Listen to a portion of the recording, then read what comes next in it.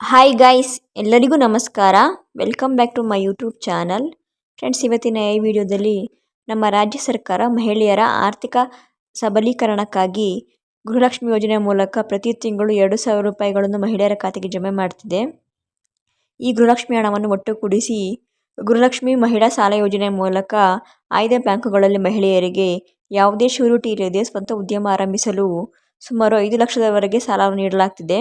ಇನ್ನು ಈ ಗೃಹಲಕ್ಷ್ಮಿ ಮಹಿಳಾ ಸಾಲ ಯೋಜನೆ ಯಾವಾಗಿಂದ ಜಾರಿಗೆ ಬರ್ತಾ ಇದೆ ಹಾಗೂ ಯಾವೆಲ್ಲ ಉದ್ಯಮಗಳಿಗೆ ಮಹಿಳೆಯರಿಗೆ ಶ್ಯೂರಿಟಿ ಇಲ್ಲದೆ ಸಾಲ ನೀಡಲಾಗ್ತಿದೆ ಅದರ ಬಗ್ಗೆ ಸಂಪೂರ್ಣ ಮಾಹಿತಿಯನ್ನು ಈ ವಿಡಿಯೋದಲ್ಲಿ ನಾನು ತಿಳಿಸ್ಕೊಡ್ತೀನಿ.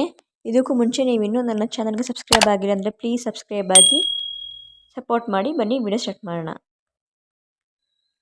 ಕರ್ನಾಟಕ ಸರ್ಕಾರವು ಮಹಿಳೆಯರ ಸಾಮಾಜಿಕ ಹಾಗೂ ಆರ್ಥಿಕ ಸಬಲೀಕರಣಕ್ಕಾಗಿ ಹೊಸದಾದ ಗೃಹಲಕ್ಷ್ಮಿ ಮಹಿಳಾ ಸಾಲ ಯೋಜನೆಯನ್ನು ಘೋಷಿಸಿದೆ.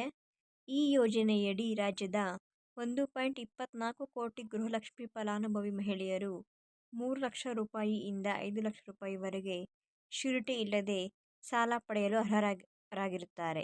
ಇದರ ಮೂಲಕ ಮಹಿಳೆಯರು ಸಣ್ಣ ಪ್ರಮಾಣದ ಉದ್ಯಮಗಳನ್ನು ಪ್ರಾರಂಭಿಸಿ ಸ್ವಾವಲಂಬಿಯಾಗಲು ಅವಕಾಶ ಕಲ್ಪಿಸಲಾಗುತ್ತಿದೆ. ಈ ಕುರಿತು ಸಂಪೂರ್ಣ ಮಾಹಿತಿ ಕೆಳಗೆ ಕೊಡಲಾಗಿದೆ. ಯೋಜನೆಯ ವಿವರಗಳು. ಗೃಹಲಕ್ಷ್ಮಿ ಸಂಘಗಳ ರಚನೆ. ಈ ಯೋಜನೆಯಡಿ ಗೃಹಲಕ್ಷ್ಮಿ ಫಲಾನುಭವಿ ಮಹಿಳೆಯರು 4 ರಿಂದ 10 ಜನರ ಸಂಘಗಳನ್ನು ರಚಿಸಬೇಕು. ಪ್ರತಿ ಸದಸ್ಯರು ತಮಗೆ ಸರ್ಕಾರದಿಂದ ದೊರಕುವ ಮಾಸಿಕ 2,000 ರೂಪಾಯಿ ನಗದು ಸಹಾಯಧನವನ್ನು ಒಟ್ಟುಗೂಡಿಸಿ ಸಂಘದ ಸಾಮೂಹಿಕ ಬ್ಯಾಂಕ್ ಖಾತೆಗೆ ಠೇವಣಿ ಮಾಡಬೇಕು. ಉದಾಹರಣೆಗೆ 10 ಮಹಿಳೆಯರ ಸಂಘ ವರ್ಷಕ್ಕೆ 2.4 ಲಕ್ಷ ರೂಪಾಯಿ ಉಳಿತಾಯ ಮಾಡಬಹುದು. ಈ ಠೇವಣಿಯನ್ನು ಆಧಾರವಾಗಿ ಇಟ್ಟುಕೊಂಡು ಬ್ಯಾಂಕುಗಳು 5 ಲಕ್ಷ ರೂಪಾಯಿವರೆಗೆ ಸಾಲ ನೀಡಲಿದೆ. ಶ್ಯೂರಿಟಿ ಅಥವಾ ಭದ್ರತೆ ಇಲ್ಲದ ಸಾಲ.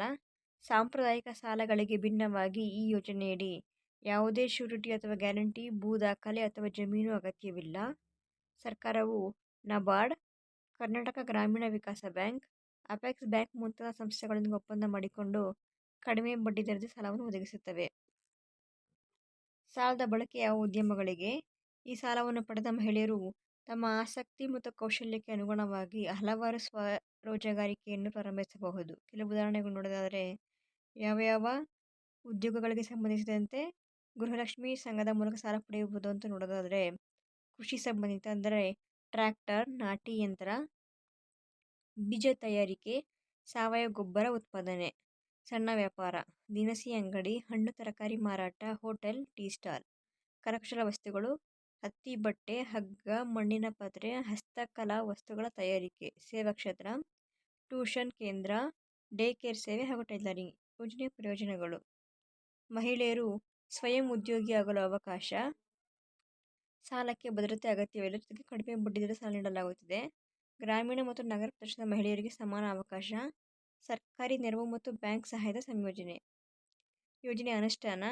ಈ ಯೋಜನೆಯನ್ನು ಅಕ್ಟೋಬರ್ 2025ರಿಂದ ಪ್ರಾಯೋಗಿಕ ಹಂತದಲ್ಲಿ ಕೆಲವು ಜಿಲ್ಲೆಗಳಲ್ಲಿ ಜಾರಿಗೆ ತರಲಾಗುವುದು. ನಂತರ ರಾಜ್ಯದ ಎಲ್ಲ ಭಾಗಗಳಲ್ಲಿ ಹಂತವಾಗಿ ವಿಸ್ತರಿಸಲಾಗುವುದು.